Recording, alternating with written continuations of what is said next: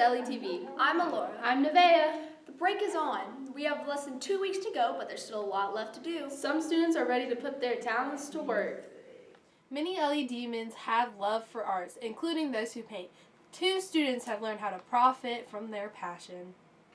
Everyone has a passion. Some turn it into profit. Junior Lauren Wickham and Juan Covarrubias turn their vision into art and their art into money. Wickham sells acrylic pours, while Covarrubias sells his watercolors.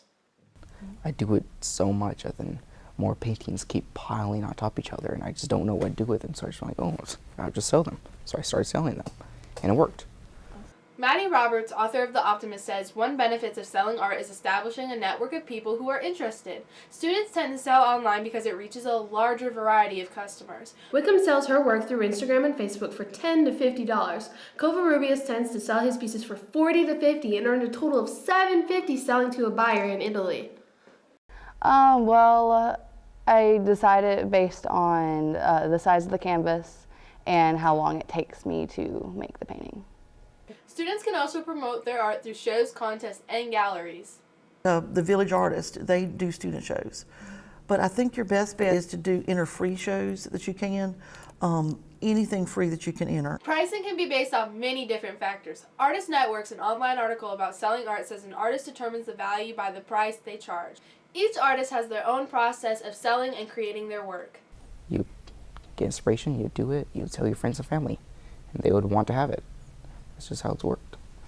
Both of these artists plan to use their creativity in the future. Wickham hopes to become a graphic designer, while Covarrubias plans to continue to focus on his art. More than likely, I'm going to make it into my actual career. I'm just planning on going to a school and probably get a major or a bachelor's degree in it. Another factor that can impact students' futures is relationships, and sometimes relationships aren't simple. On his YouTube show, Cannon's Class, TV personality Nick Cannon created waves with his views on interracial dating. He used the forbidden fruit metaphor, which stated that historically it was illegal for an African American man to be with a white woman. This resulted in mixed reactions and over 8,580 comments, most linked to the actual video. Interracial relationships are on the rise. It's been less than 50 years since African Americans and whites have been able to legally marry, and 15.1% of marriages in 2010 were between different races and ethnicities. Many students don't see anything wrong with interracial relationships. It doesn't matter what race you are, we're all basically the same. I don't think color matters because we're all equal as people. Despite changing views, Pew Research Center has found that African American men are twice as likely as African American women to have a spouse of a different race or ethnicity. Senior Markia Reese believes that Cannon's comments promote racial inequality. I don't really agree with it, and it makes me a little bit mad because all women are prizes, and I don't think you should pick one race and just think that they're better than the other. Senior Victoria Welch agrees. I'm down for interracial dating and whatnot, do what you do. But why is it that black women always have to be compared to somebody else? Senior Randy Reese believes that African American women don't get the credit they deserve. I feel like black women in general don't get as much credit as they're due in life. They do so much and they don't get the respect they deserve.